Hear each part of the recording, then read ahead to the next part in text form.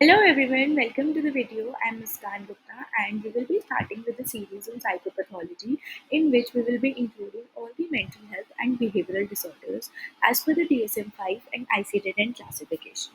So this is the first video in the series of the psychopathology. So let's start. So what if I tell you that I eat bugs or I know a person who has two personalities or someone who hears voices or believes that the world is in love with them or that they have all these special powers, how would you react? What would you think that why certain people are behaving this way and these all are abnormal behaviors? So let me tell you that this is what psychopathology is all about. Now abnormal psychology or psychopathology are used interchangeably. However, we should always avoid using the word abnormal psychology as it is a negative word. So both means are the same. Now let's understand that what does psychopathology means. Now psych means soul or mind, and path means suffering or disease, and logos means study. Hence, the word means the study or suffering disease of mind.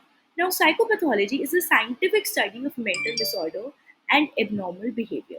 Now, we all know that mental disorders are prevalent worldwide, affecting individuals of all ages, genders, and cultural backgrounds. Now, psychopathology helps us understand the factors contributing to mental disorders, leading to better diagnosis and treatment. इसका क्या मतलब है?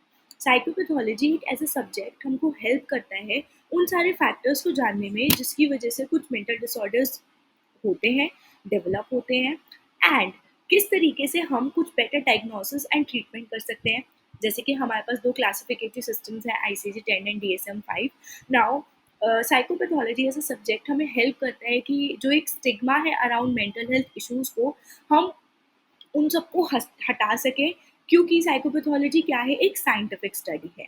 Now psychopathology जो होता है वो M करता है समझने में एंड क्लासिफाई करने में जितने भी कॉजेज सिम्टम्स एंड ट्रीटमेंट्स हो सकते हैं किसी भी तरीके के मेंटल डिसऑर्डर्स के। अब हमारे जो biological, psychological and social factors होते हैं उनके बीच में एक इंटरकनेक्शन होता है जो हम आगे पढ़ेंगे, जो बताता है कि कैसे ये तीन चीज़ें कंट्रीब्यूट कर सकती हैं हमारी किसी भी डेवलपमेंट में मेंटल डिसऑर्डर की। नाउ अब ये जो साइकोपैथोलॉजी है ये हेल्प करता है हमको समझने में कि क्यों कुछ लोग एक्सपीरियंस करते हैं कुछ एबनॉर्मल थॉट्स, बिहेवियर्स और फीलिंग्स एंड कुछ लोग क्यों नहीं करते हैं। तो when we talk about it is a scientific study of mental disorders or abnormal behavior. So what do we mean by abnormal behaviors? Let's understand what is abnormal behavior. Now, behavior that deviates from behavior that is considered normal. As I told you that how would you react if you know that I eat bugs? Now, considering this fact that I eat bugs, it is mostly impacted by the cultural factors. For example, if I talk if I am from China or Japan and I eat bugs, so it is more culturally accepted. So this will not be considered as an abnormal behavior. And if I say that I am from India and I am a resident of India and here someone finds me eating bugs, insects or worms, so they might consider this as an abnormal behavior because ये culturally prominent नहीं है। So कई बारी abnormal behavior को define किया जाता है on the basis of the cultural practices, right? So एक ऐसा behavior जो deviate होता है हमारे एक normal behavior से, उसको हम abnormal behavior बोलते हैं। एक normal behavior से हटके जो behavior होता है वो normal, वो abnormal behavior होता है। तो अब जब हम abnormal behavior पढ़ते हैं तो हम उसमें 4 Ds की बात करते हैं। पहला आता है हमारा dysfunction, which refers to behaviour that interferes with daily function. क्या मतलब है इसका? यानी कि कुछ ऐसा बिहेवियर जो इंटरफेयर करता है मेरी डेली फंक्शनिंग के साथ। Now distress refers to behaviour that causes emotional और फिजिकल स्ट्रेस। नाउ कुछ एक ऐसा बिहेवियर जिसकी वजह से मुझे बहुत ज़्यादा इमोशनल और फिजिकल स्ट्रेस हो रहा है। Let's take an example that मेरा एक परसिस्टेंट सैड मूड है, ठीक है, जो मेरी डेली फंक्शनिंग में बहुत ज़्यादा इंटरफेयर कर रहा है। जैसे कि मेरे को मेरी जॉब है एक जो मुझे फुलफिल करनी है, बट मेरा बिहेवियर अब ऐसा हो चुका है कि मैं परसिस्टेंटली लो हूँ, तो मैं अपनी जॉब पे जाने का ही मेरा मन नहीं करता, जिसकी वजह से मेरी इंटरफेयर हो रही है डेली फंक्शनिंग। मैं बेड से नहीं उठ पाती हूँ, ये सब चीज़ें मेरे साथ हो रही हैं, मैं सोशलाइज भी नहीं कर रही हूँ। अब इन सब चीज़ों की वजह से मुझे बहुत ज़्यादा इमोशनल और फिजिकल डिस्ट्रेस हो रहा है, ठीक है। अब आता है defiance, refers to behaviour that goes against social norms. Again मेरा मन नहीं करता है बाहर जाने का, तो मैं सोशलाइज नहीं करती, मैं पूरा दिन घर में रहती हूँ, मैंने मेरी जॉब भी छोड़ दी है। तो एज अ पर्सन हमारे पास कई कई बार बहुत ज़्यादा सोशल रिस्पॉन्सिबिलिटीज होती है टू फुलफिल। तो मैं वो सोसाइटल नॉर्म्स के भी अगेंस्ट जा रहा है मेरा behaviour. Now danger refers to a behaviour that poses a risk to oneself और अदर्स। यानी कि अब जो मेरा एक बिहेवियर है जिसमें मैं टोटल टाइम घर पे रहती हूँ, बेड से नहीं उठ पाती हूँ, और सारे नेगेटिव थॉट्स मेरे अंदर आ रहे हैं, या फिर मेरे को सुसाइडल आइडिएशन भी हो रहा है, तो एक रिस्क है मेरी खुद की लाइफ में भी या किसी और की लाइफ में भी। तो this is how we define a abnormal behaviour with the help of 4 Ds. Now let's understand that what are the causes of psychopathology. Now it is important to understand that जब हम बात करते हैं causes की psychopathology के अंदर या mental disorders की, तो कोई एक ऐसा alone फैक्टर नहीं हो सकता जो कंट्रीब्यूट करता है टू द डेवलपमेंट। कोई भी एक ऐसा अलोन कॉज नहीं माना गया है कि हाँ ये कॉज है तो इसकी वजह से यही डिसऑर्डर होगा, ऐसा नहीं है।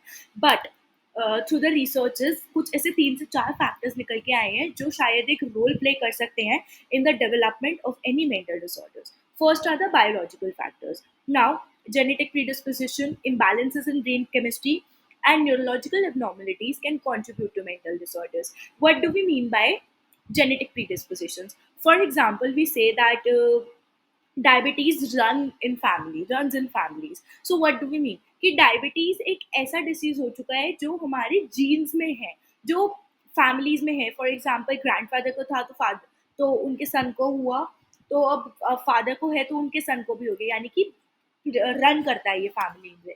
तो इसी तरीके से कुछ ऐसे मेंटल डिसऑर्डर्स भी होते हैं जो हमारे फैमिलीज में रन करते हैं। तो आपके पास कुछ एक ऐसा जीन होता है जो हमारा फैमिली में है कि किसी को था, तो आपके पास भी वो जीन है। नाउ जीन की डिस्पोजिशन के लिए हमारी एबनॉर्मल साइकोलॉजी में एक डायथेसिस स्ट्रेस मॉडल होता है जो आपको मैं फर्दर वीडियो में एक्सप्लेन करूंगी द नेक्स्ट कमिंग वीडियोस। तो now let's understand that imbalances in brain chemistry. अब कई बार ऐसा भी होता है कि हमारे ब्रेन के अंदर कुछ ऐसी केमिस्ट्रीज हो जाती है जिनकी वजह से कुछ इम्बैलेंसेस हो जाते हैं, जिनकी वजह से हमारे मेंटल डिसऑर्डर्स डेवलप हो सकते हैं। जैसे कि कुछ न्यूरो में इम्बैलेंसेस हो गए, या फिर आपके किसी ब्रेन एरिया में इंजरी हो गई, ये सब चीज़ें हो सकती है। या फिर कुछ ऐसे न्यूरॉन्स होते हैं, जैसे neurons through out the body होते हैं, कुछ ब्रेन के अंदर होते हैं, कुछ न्यूरॉन्स में दिक्कत आ जाती है जिनकी वजह से कुछ मेंटल डिसऑर्डर्स होने के चांसेस जो है हाई हो जाते हैं, राइज हो जाते हैं। Now next are the psychological factors. When we talk about psychological factors, they are more interconnected with biological factors. For example, that कुछ आपके पास एक जेनेटिक प्रीडिस्पोजिशन, आपके पास जीन्स था किसी एक पर्टिकुलर स्ट्रेस, किसी एक पर्टिकुलर डिसऑर्डर को लेके, तो आपको कुछ ऐसा ट्रॉमा हुआ, कुछ क्रॉनिक स्ट्रेस हुआ जिसकी वजह से आपका वो जीन ट्रिगर हो गया। Now you are more prone to develop that disorder. Now this is only what diathesis stress model talks about. Next is the maladaptive coping mechanisms, यानी कि जब आपके पास कुछ क्रोनिक स्ट्रेस है, अब आप उस क्रोनिक स्ट्रेस के लिए कुछ ऐसे कोपिंग मैकेनिज्म्स यूज कर रहे हैं जो एक्चुअली में वर्क ही नहीं करते, तो आपका स्ट्रेस कहीं नहीं है, वो वहीं है और वो बढ़ता जा रहा है धीरे धीरे करके। तो हो सकता है इसकी वजह से कि आपको कुछ ऐसे डिसऑर्डर्स होने के चांसेस है, जैसे कि स्ट्रेस हो गया, जैसे कि एंजाइटी हो गया, ओसीडी, पीटीएसडी, कुछ भी हो सकता है। Now next are the social and cultural factors. Now जब हमें ये लगता है कि हमारे पास कुछ क्रोनिक स्ट्रेस है, कुछ ऐसी चीज़ें हैं जो हम अपनी फैमिली में डिस्कस नहीं कर सकते, और वैसे भी हमें पता है कि मेंटल हेल्थ के एसोसिएटेड बहुत ज़्यादा स्टिग्मा है, तो कई बार इन स्टिग्मा की वजह से भी हम लोग अपना इमोशनल वल्नरेबिलिटी जो होती है या ब्रेकडाउन जो होते हैं वो शेयर नहीं कर पाते, यानी कि साइकोलॉजिकल फैक्टर्स जो कि हमारा क्रोनिक स्ट्रेस बन जाता है, जिससे हमारा कुछ जेनेटिक प्रीडिस्पोजिशन वगैरह होता है तो वो ट्रिगर हो जाता है, इम्बैलेंसेस हो जाते हैं, एंड फाइनली कुछ ऐसा होता है कि आपको कोई ना कोई मेंटल डिसऑर्डर डेवलप हो जाता है। However I will repeat this again that कोई भी एक ऐसा नोन कॉज नहीं होता किसी भी डिसऑर्डर के लिए। Now let's talk about the classification. When we talk about the classification, there are mainly two classification systems, that are the DSM5, Diagnostic and Statistical Manual of Mental Disorders, which is published by American Psychiatric Association, and second is the ICD-11, which is released by the International Classification of Diseases, which is released by World Health Organization. Now I will talk about these two books in the further coming videos. Now अब हमारा in classification books का क्या फायदा होता है? ये books हमें help करते हैं एक ऐसा क्राइटेरिया प्रोवाइड करने में जिसके अंदर हम डायग्नोस कर सकते हैं एंड एंड मेंटल डिसऑर्डर्स को कैटेगराइज कर सकते हैं, जैसे कि जितने भी कोई भी फिजिकल डिसऑर्डर्स होते हैं, इसी तरीके से हमारे मेंटल डिसऑर्डर्स होते हैं, तो उनको भी किसी किसी ना किसी सिम्टम्स के बेसिस पे कैटेगराइज करना तो ज़रूरी है। ठीक है, तो इसीलिए हमारी ये बुक्स हेल्प होती है। अब ये जो क्लासिफिकेशन होता है, ये हेल्प करता है हमको कम्युनिकेट करने में, एक अच्छे तरीके से साइको एजुकेट करने में हमारे क्लाइंट्स को, उनकी फैमिलीज को, एज वेल एज ये हमें हेल्प करता है कि हम रिसर्चेस कर सकें एंड कुछ ऐसे अच्छे ट्रीटमेंट डेवलप कर सके। तो ये होता है classification. Let's talk about symptoms and manifestation of mental disorders. Now अब इट इज़ इम्पॉर्टेंट कि हमारे जितने भी सिम्टम्स होते हैं मेंटल डिसऑर्डर्स के, वो वेरी करते हैं from disorder to disorder and individual to individual. So mental disorders में बेसिकली क्या होता है, इसके अंदर कुछ ऐसे abnormal thoughts, emotions and behaviours होते हैं। So you all know that what does abnormal behaviour means.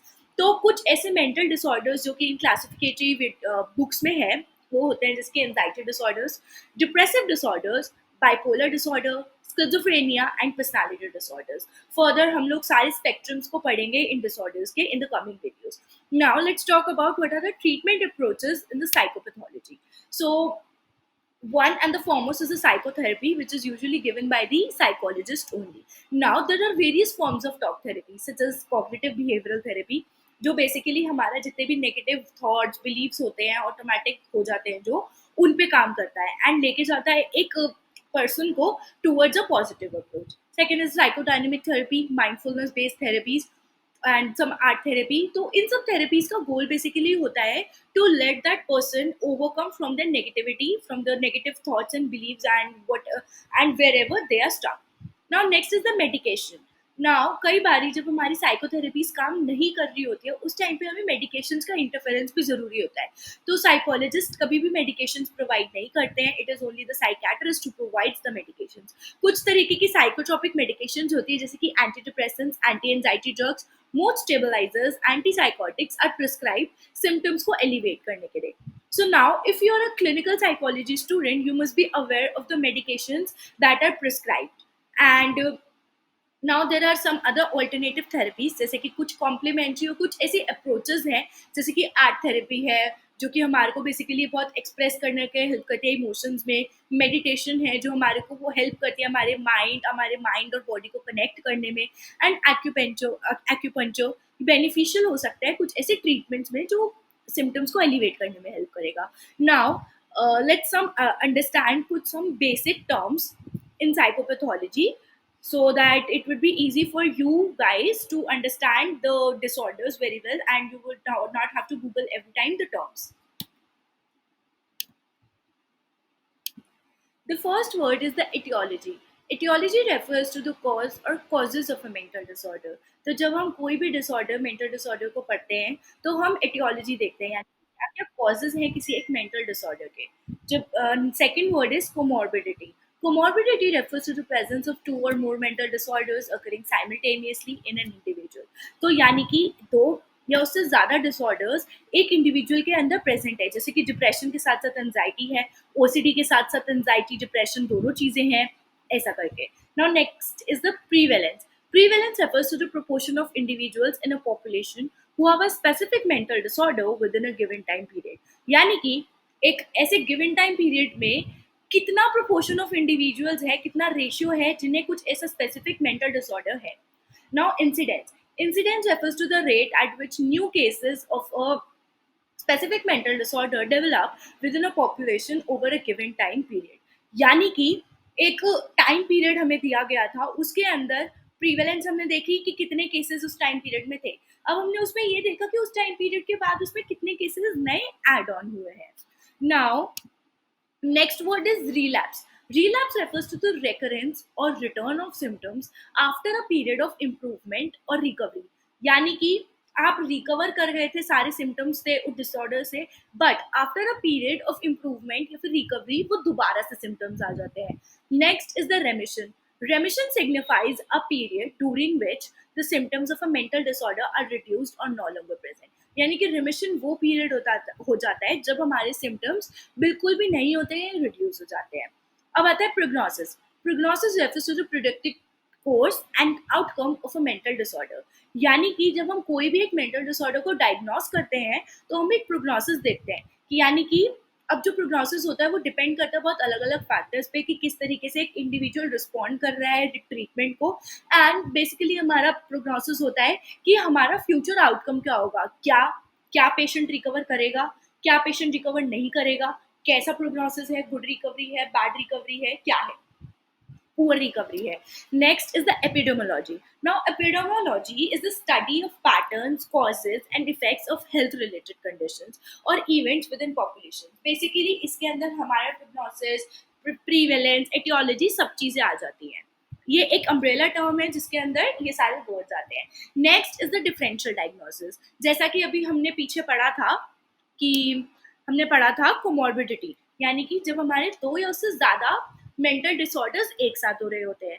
अब डिफरेंशियल डायग्नोसिस क्या होता है, यानी कि एक प्रोसेस होता है जिसके अंदर हम दो या उससे ज्यादा सिम्टम्स, जो दो या उससे ज्यादा मेंटल डिसऑर्डर्स को डायग्नोस करते हैं, यानी कि हम उनको रूल आउट करते हैं कि क्योंकि सिम्टम्स कई बार ऐसे डिसऑर्डर्स के ओवरलैपिंग होते हैं, तो हमको रूल आउट करना होता है सारे सिम्टम्स को देख के कि कहीं कोई इंडिविजुअल मिस डायग्नोस ना हो जाए। तो इसलिए डिफरेंशियल डायग्नोसिस हर डिसऑर्डर का होता है और हम वो सब पढ़ेंगे आगे।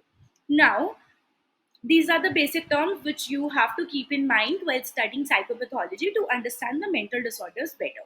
Now, what we'll be covering in each disorders? Classification as per DSM5 and ICD-11. Now, there is an ongoing battle कि इंडिया में DSM5 ज़्यादा यूज़ होता है या ICD-11 यूज़ होता है। Now it depends on institution to institution. कई institutions में DSM5 प्रेफर करते हैं, कुछ में ICD-11 प्रेफर करते हैं। Now, in my master's in Amity University, we are currently studying DSM-5 for the classification, right? So next is the clinical picture, and we'll be studying the clinical picture, differential diagnosis, epidemiology, etiology, prognosis, and treatment of each disorder. Stay tuned, and if you have any queries, you can drop down them in the comment section below. Thank you so much. Please do not forget to like, share, and subscribe my video. Thank you.